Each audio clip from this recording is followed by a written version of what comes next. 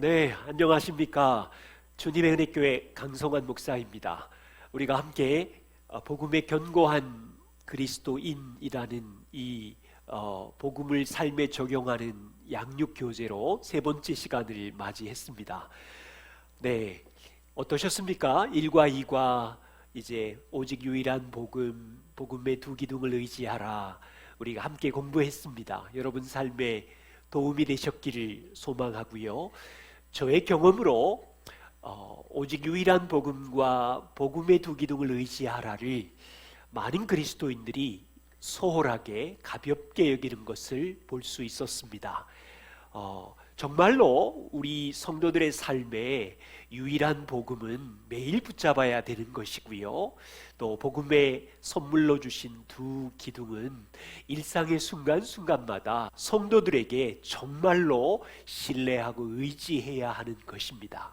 그런데 많은 성도들이 이 두 가지 기둥을 소홀하게, 이 복음을 밀쳐내서 위기와 어려움을 겪는 모습을 볼 수 있습니다.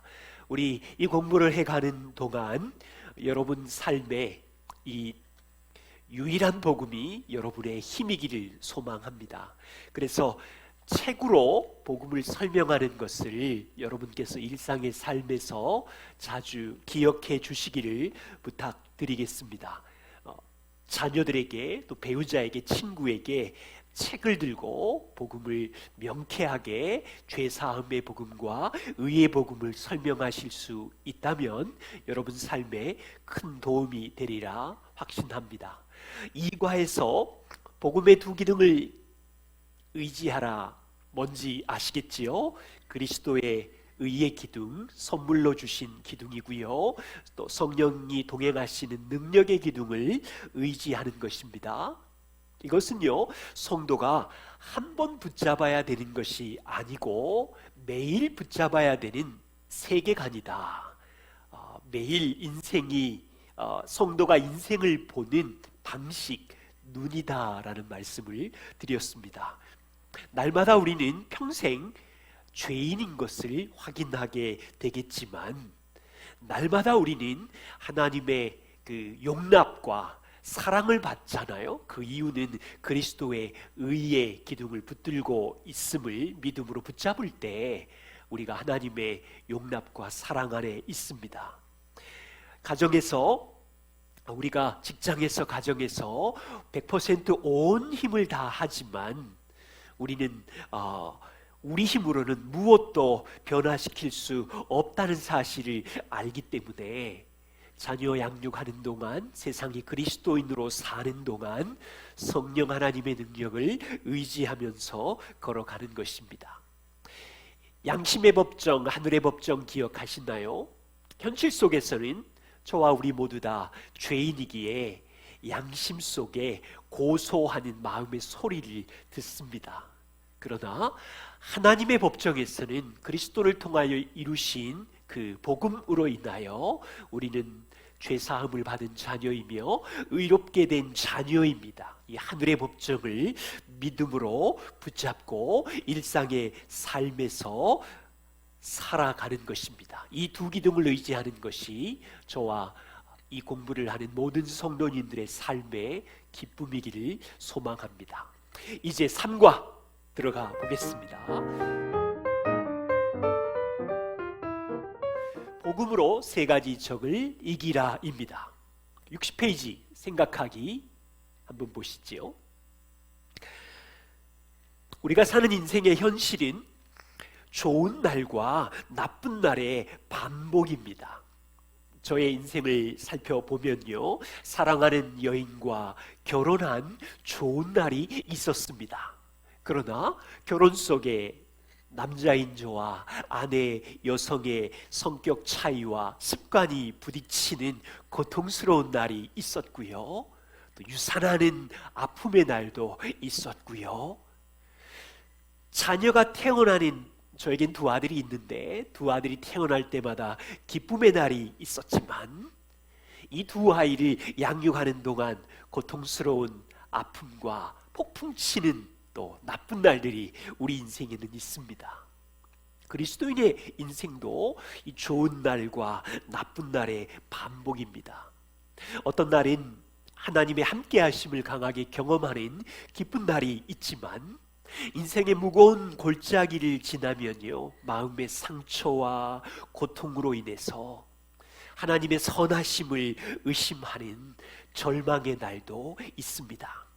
이 좋은 날과 나쁜 날의 반복은 며칠 정도의 반복이 아니고요, 몇 개월 정도의 반복이 아니라 인생의 현실입니다. 인생의 좋은 날과 나쁜 날이 변덕스럽게 밀려올 때 성도는 우리 안에 극심한 죄와 전쟁을 하고 있습니다.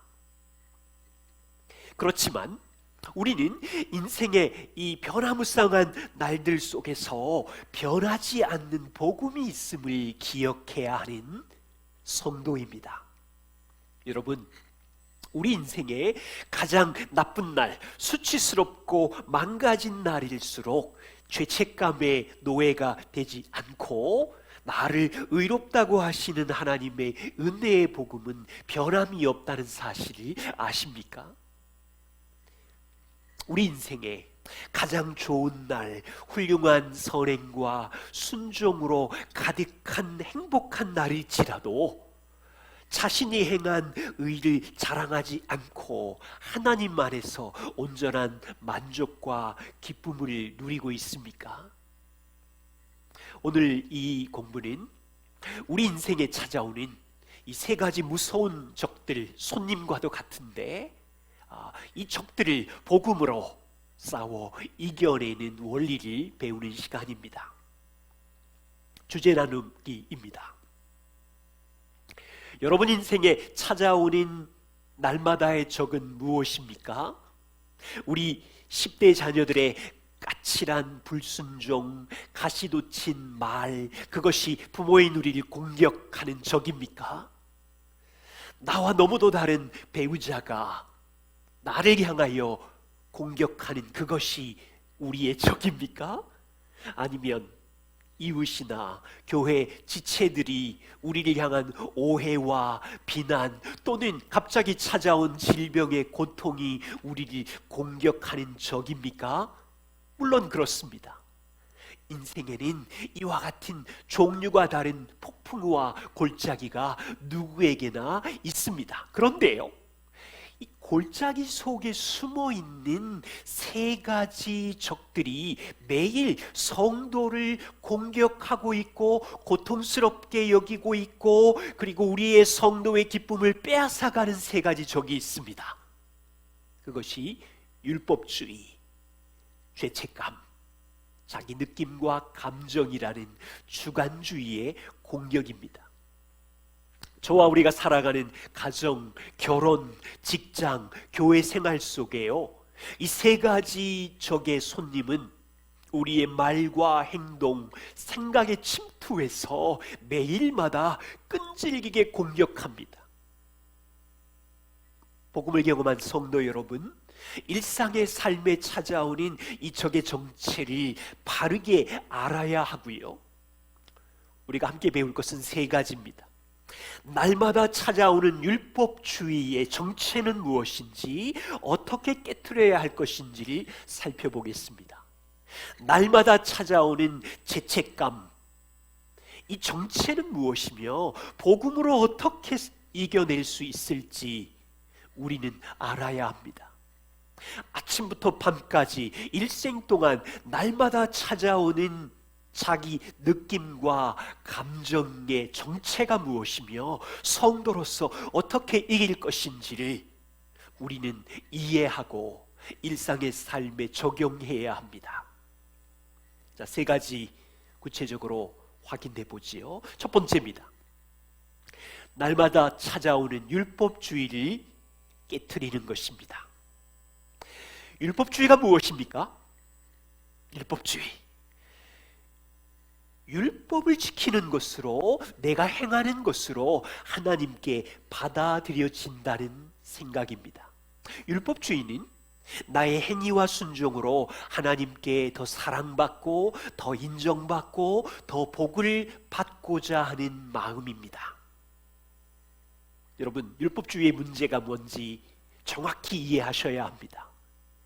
이것은요, 예수님이 완전하게 이루신 복음, 십자가, 이것으로는 부족하고 충분하지 않고, 우리가 하나님께 구원을 얻으려면, 더 사랑을 받으려면 나의 행위가 더해져야 된다, 내 행위가 추가되어야 된다라고 하는 생각입니다. 한 신학자는 이렇게 말합니다. 율법주의의 근원은 자기 숭배이다. 율법에 순종함으로써 사람들이 의로워진다면 칭찬과 명예, 영광을 받을 자격이 있을 것이다. 다시 말하면 율법주의는 하나님이 아니라 사람에게, 자기에게 영광을 돌리는 자기 숭배입니다. 여러분이 율법주의의 역사는 정말 길어요. 아마 간단하게는 초대교회가 시작된 이후 이 율법주의는 교회와 성도들을 공격한 가장 큰 적입니다. 오늘날 그리스도인들의 삶에도, 가정에도, 교회 안에도 아주 왕성한 활동을 하면서 파괴적인 영향력을 끼치고 있는 적입니다. 오늘날 많은 사람들이요, 자신이 행한 예배 출석, 기도, 봉사, 헌금, 가정예배 등등의 이런 자신의 행함을 가지고 자랑하는 현대판 율법주의자들이 얼마나 많은지 우리 주변을 살펴보십시오. 존 오웬은 이렇게 말했습니다. 날마다 경건의 시간을 가질 때, 또는 11조를 드릴 때 우리는 자신을 향한 하나님의 사랑을 확신합니다. 그러나 하루하루가 점점 분주해지고 마침내 말씀 묵상, 경건의 시간에 소홀해지면 우리의 마음은 어떠냐면, 이런 나의 행위가 없기에 하나님의 진노와 분노 아래 있다고 느끼면서 고통을 당합니다. 이런 생각을 한다는 것은요, 우리가 그리스도와 연합했으므로 안전했다는 복음을 밀쳐낸 것이고, 하나님의 사랑이 여전히 내 안에 깊이 있다는 것을 깨닫지 못하는 자기 행위 중심의 율법주의적인 성향을 가지고 있는 것입니다. 그래서 복음의 능력으로 살기 원하는 성도는 날마다 복음이 주신 의를, 하나님이 주신 의를 기억해야 합니다. 여러분, 반드시 알아야 할 것이 있어요. 성도로서 살아가는 동안 우리는 좋은 신앙적인 활동들을 합니다. 예배 출석하지요. 성경 말씀 묵상하지요. 주님이 전부를 주셨으니 주님께 드리는 헌금의 삶을 살지요. 주님이 나를 섬기셨으니 우리의 것으로 구제하며 섬기며 봉사하지요. 이런 우리의 행위를 쌓아 올리는 것이 우리의 구원에 전혀 보탬이 되지 않는다는 사실을 알아야 합니다. 매은희 목사님은 이렇게 말했어요.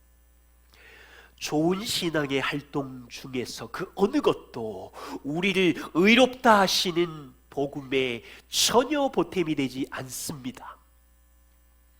우리는 하나님께 더 구원받거나 이런 종교적인 행위를 함으로 더 사랑받지 않습니다. 우리의 행함은 하나님이 우리의 삶에 부어주신 은혜에 힘입은 것입니다.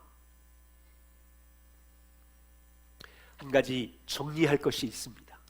그렇다면요, 성도로서 살아가는 동안 매일마다 말씀을 묵상하고 하나님께 기도하고 우리의 시간과 물질로 섬기고 구제하고 소그룹 모임을 하는 이런 신앙적인 활동들은 무엇입니까?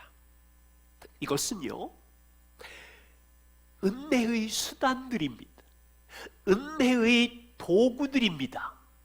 이 은혜의 도구와 수단과 통로들을 통해서 우리가 하려고 하는 것은 영광의 예수님 하나님을 더 알아가는 것이고, 하나님 아버지의 형상을 닮아가기 위한 도구요 수단이라는 것을 기억해야 합니다.